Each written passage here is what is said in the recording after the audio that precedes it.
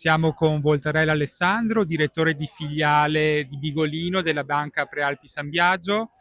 Banca Prealpi presente all'antica fiera di San Gregorio, ormai è una consuetudine che esprime un rapporto con il territorio.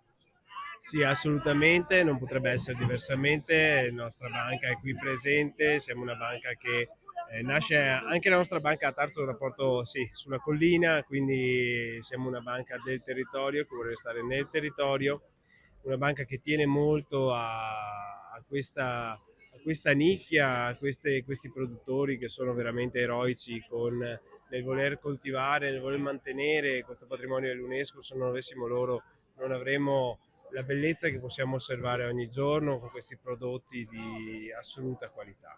E la banca si è strutturata nel tempo anche con degli uffici dediti a questo, con l'ufficio agricoltura, l'ufficio assicurativo, per quelle che può essere le incertezze che devono incontrare ogni giorno i nostri imprenditori, che con tanta passione portano avanti questo territorio. È una passione che anche noi nel nostro piccolo cerchiamo di portare avanti ogni giorno e di cucire su misura un abito sartoriale per i nostri clienti e di dare tutto quello che hanno bisogno nel miglior modo possibile. Grazie. A voi.